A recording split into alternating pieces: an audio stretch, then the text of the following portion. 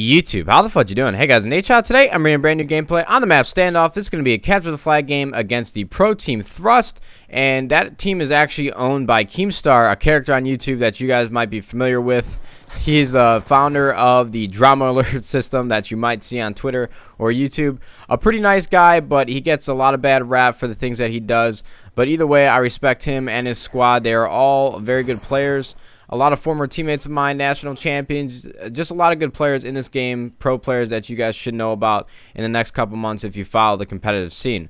But what I want to talk to you guys about today is the usage or banning of the dual Kap40s or Akimbo in competitive play. Now this gameplay coordinates perfectly with this commentary because I use the Akimbo Kap40s for most of this game, and to be honest with you, I've been using them for most of my scrims. They are basically a high-powered primary in most situations, in my humble opinion. When I run around with these, I have them out 24/7, and if there's a situation where I can't use them or they don't seem viable, maybe I won't be able to get a shot off because they're too far away, the enemy that is, and then I'll pull out my MSMC, which is basically my secondary at this point.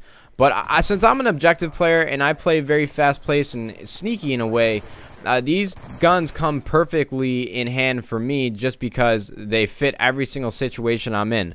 Whether it be hardpoint, in the middle of this small condensed section on the map. So if anybody comes around a corner, I'm just straight spraying with these Kap40s. And since they do such high damage and they shoot so fast and I have two of them in my hand, they're so lethal, it's unreal.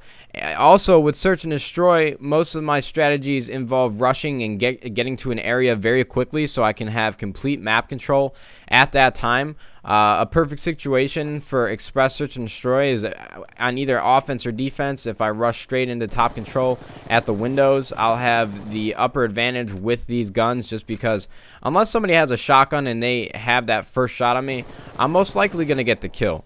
So that's why the Kap40s are a very, very good gun. A lot of people say that they're overpowered, and to a certain extent, I do agree. I feel like these guns are viable for every single situation in this game, obviously except for a couple long-range gunfights, whether you need a PDW, MSMC, or M8 or a FAL.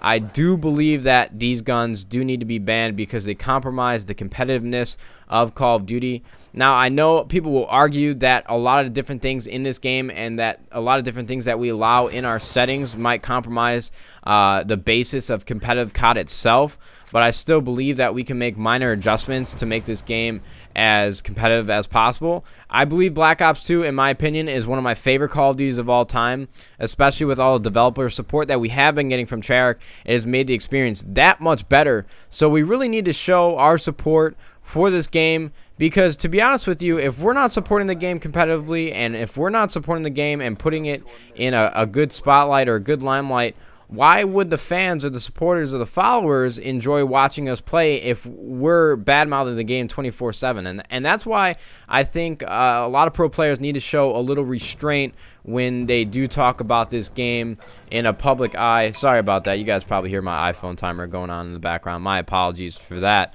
But like I said, pro players and people or personalities in general need to show a little restraint because one of the things that I learned while playing Call of Duty and working on my YouTube channel and trying to develop a good following for my social media, I found that developers and icons in the game and in the community are always paying attention to Twitter. So if you're somebody who's bad-mouthing players or bad-mouthing the game or cussing at the development team at Treyarch or Activision, people notice these things. This isn't Call of Duty 4 anymore where we're not really known.